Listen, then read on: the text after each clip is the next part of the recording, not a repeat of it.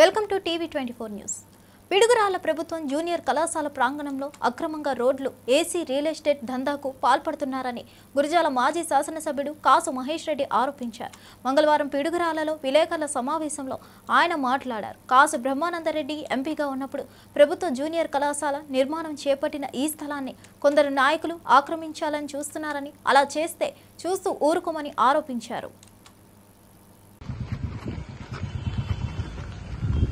1981-82లో సుమారు 40-44 సంవత్సరాల క్రితం 1981-82 కాసు బ్రహ్మానందరెడ్డి గారు పార్లమెంట్ సభ్యుడిగా ఉన్నప్పుడు ఈ ప్రాంతంలో విద్యా అవకాశాలు ఇంకా మెరుగవ్వాలి, ప్రజలకు అందుబాటులో తీసుకురావాలని ప్రభుత్వ జూనియర్ కాలేజ్ పిడుగురాళ్లలో ఏర్పాటు చేశారు. బహుశా అదే కాలంలో దాచేపల్లిలో, అంతకుముందు గురజాలలో, లేదు డిగ్రీ కాలేజ్ మాచర్లలో, పల్నాడు ప్రాంతంలో విద్య అందుబాటులో తేవాలని ఇలా అనేక కాలేజెస్, లేదు నర్సరావుపేటలో మీరు చూస్తే 1950 శతకంలోనే ఎస్ఎస్ఎన్ కాలేజ్, ఆ తర్వాత కాసు రాఘవమ్మ బ్రహ్మానందరెడ్డి కాలేజ్, ఇలాగా అనేక కాలేజెస్ పేదవాళ్లకు అందుబాటులో తీసుకురావాలని ఏర్పాటు చేయడం జరిగింది. అలాగే పిడుగురాళ్ల పట్టణానికి మరి తలమానికమైన ఈ జూనియర్ కాలేజ్ కనీసం తెలుగుదేశం 1983లో వచ్చింది, ఇప్పుడు 2025. ఈ 42 సంవత్సరాల్లో పల్నాడులో ఒక్క కాలేజ్ అన్నా తెచ్చారా? ఒక కాలేజ్ అన్నా పూర్తి చేశారా? ఒక్క ప్రాథమిక స్కూల్ అన్నా, పెద్ద స్కూల్ అన్నా నిర్మించారా అంటే లేదు. ఉన్న కాలేజీలను కూడా ఆక్రమించుకుంటున్నారు. ఈరోజు అదే చూస్తున్నాం. ఈ రోడ్డు ఎప్పుడైనా ఉన్నిందా ఆలోచించండి.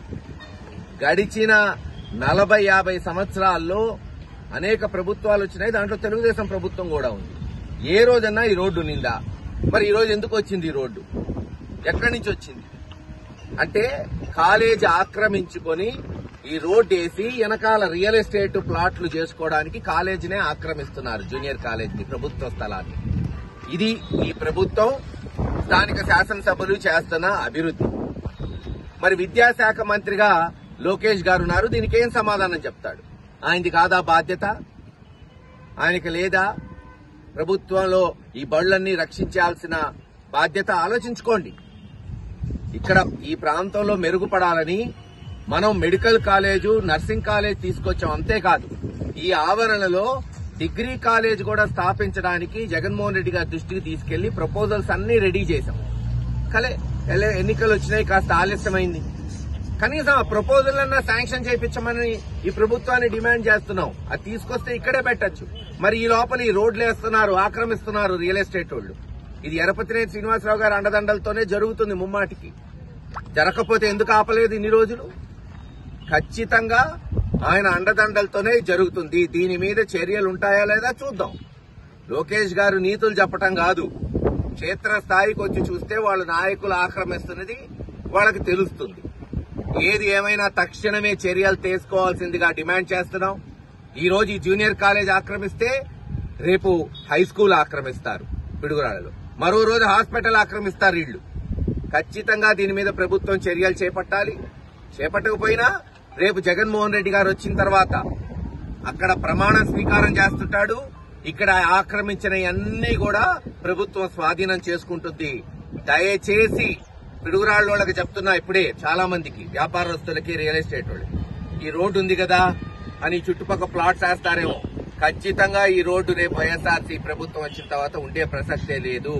ఇది కాలేజు, ఇది ప్రజల ఆస్తి, పిల్లల చదువు కొరకు ఆ రోజు బ్రహ్మానందరెడ్డి గారు 1981-82లో స్థాపించిన ఆస్తి.